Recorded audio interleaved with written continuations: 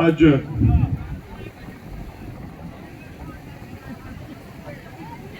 इस कार्यक्रम में सुपौल जिला के 5 हेल्थ एंड वेलनेस सेंटर अस्पताल के शिलान्यास के अवसर पर हम सब लोगों के बीच उपस्थित आपके लोकप्रिय सांसद आदरणीय दिलेश्वर कामत जी, आपके लोकप्रिय विधायक श्री रामविलास कामत जी, पूर्व सांसद श्री विश्व मोहन कुमार जी, भाजपा के प्रमुख नेता बड़े भाई विजय शंकर चौधरी उर्फ खोखा जी, पार्टी के जिला के अध्यक्ष श्री नरेंद्र ऋषिदेव जी, जदयू के जिलाध्यक्ष श्री राजेंद्र यादव जी, पूर्व जिलाध्यक्ष श्री राम कुमार राय जी, श्री भगवान चौधरी जी, यहाँ उपस्थित श्री दिलीप यादव जी, श्री विद्यानंद सिंह जी, श्री ललन कुमार ठाकुर जी, मंच पर विराजमान भारतीय जनता पार्टी के, जदयू के, लोजपा के, हम पार्टी के, राष्ट्रीय लोक मोर्चा के, एनडीए के सभी साथी दलों के सभी सम्मानित नेतागण, चाहे वो मंच पर बैठे हों या मंच के सामने हमारे बैठे, ऐसे सभी सम्मानित नेतागण, अन्य सामाजिक और राजनीतिक संगठनों के भी सभी पदाधिकारीगण, आज इस शिलान्यास कार्यक्रम में उपस्थित इस क्षेत्र के एमओआईसी,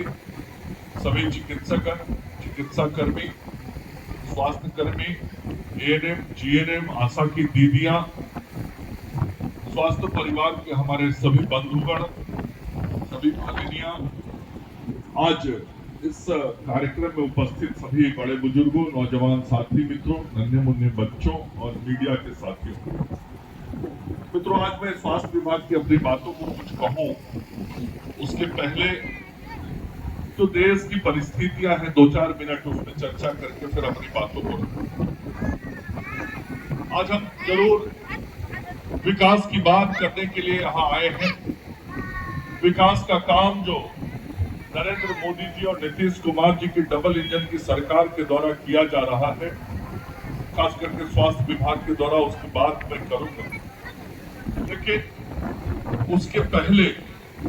आज जो देश की स्थिति है उसकी भी चर्चा जरूर यहां करना चाहूंगा। सुपौल की धरती पर हम सब लोगों को मालूम है कि देश की सीमा पर आज भी जो हमारे सैनिक हैं वो अलर्ट मोड में, सामान्य स्थिति में देश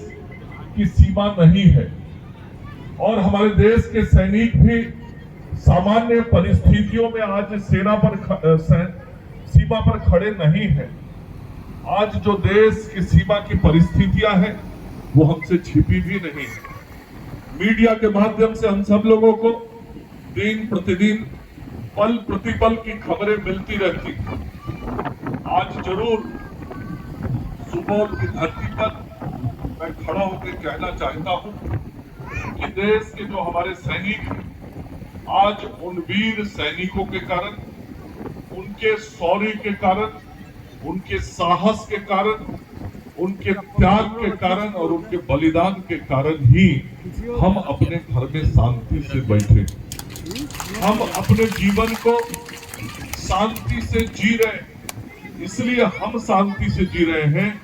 क्योंकि वो उन अशांत परिस्थितियों का सामना कर रहे हैं जो बॉर्डर पर खड़े। कल्पना कीजिए, जो सैनिक परिवार के लोग हैं, उन परिवारों में सैनिक के बाप पे क्या बीतता होगा, भाई पर क्या बीतता होगा, बहन पे क्या बीतता होगा, उसकी पत्नी पे क्या बीतता होगा, उसके बच्चे पे क्या बीतता होगा। उन सारी परिस्थितियों को उन वीर सैनिकों के परिवार आज झेल रहे हैं, सामना कर रहे हैं उन चुनौतियों का, उन परिस्थितियों का, और फिर भी मुस्कुरा के ही नहीं, बहुत कड़ाई के साथ दुश्मनों को करारा जवाब दे रहे। आज से 3 सप्ताह पहले हमारे देश के कश्मीर में पाक प्रशिक्षित आतंकवादियों ने, पाक में प्रश्रय पाने वाले आतंकवादियों ने भारत की सीमा में, कश्मीर में घुसकर हमारे निहत्थे भाइयों का, जिनका कोई दोष नहीं था, वो तो पर्यटन पर गए थे कश्मीर घूमने, वैसे निहत्थे भारतीयों की हत्या उन आतंकवादियों ने बहुत नृशंस तरीके से की। और जब नृशंस तरीके से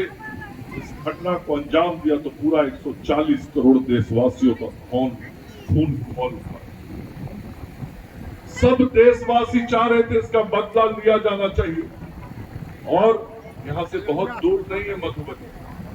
वहां प्रधानमंत्री जी आए थे उस घटना के कुछ ही दिनों के बाद, और प्रधानमंत्री जी ने बिहार की मधुबनी से देश ही नहीं विश्व समुदाय को बहुत साफ शब्दों में कह दिया था कि जिन लोगों ने हमारे भारतीयों की हत्या की है इस नृशंस तरीके से, जिन लोगों ने हमारी बहनों के मांग के सिंदूर को उजाड़ने का काम किया है, वो इस धरा पर, इस दुनिया के किसी भी कोने में होंगे, वो बचेंगे नहीं। भारत की सेना उनको खोज के मारने का काम करेगी। और बहुत साफ कहा था कि वो आतंकवादी और उन आतंकवादियों को प्रश्रय देने वाले लोग इस कांड के बदले में जिस सजा की कल्पना भी नहीं किए होंगे, उससे भी कड़ा सजा देने का काम भारत की सेना करेगी। और जब प्रधानमंत्री जी ने कहा, उसके कुछ ही दिनों के बाद भारत के वीर सैनिकों ने, हमारे सैनिकों ने अपने शौर्य का परिचय दिया, अपने पराक्रम का परिचय दिया। और जिन आतंकवादियों ने और आतंकवादियों को प्रश्रय देने वाले पाकिस्तान हमारे मां और बहनों के सिंदूर को उजाड़ने का काम किया था, भारत की सैनिक ने उन आतंकवादियों के ठिकाने को निस्ता नाबूद करने का काम किया, बर्बाद कर दिया उन लोगों ने। और इस स्थिति में लाके खड़ा कर दिया पाकिस्तान को कि पाकिस्तान की सेना, पाकिस्तान की सरकार भारत की सेना और सरकार के आगे ठिठियाने लगी कि अब हम में लड़ने की ताकत नहीं है, अब शांति चाहिए, युद्ध का विराम कर दीजिए। और जब भारत की सेना और सरकार के सामने पाकिस्तानी झुक के, तब भारत की सरकार और सेना ने कहा, हम भी शांति चाहते हैं लेकिन आतंकवाद बर्दाश्त नहीं कर सकते, और जो ऑपरेशन सिंदूर शुरू हुआ है हम उसको समाप्त नहीं करेंगे, बंद नहीं करेंगे। तुम यदि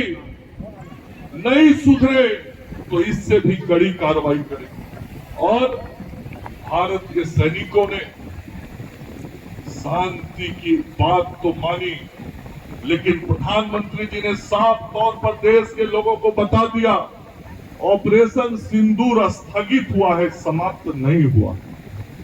ये ऑपरेशन चलेगा यदि पाकिस्तान अपने में नई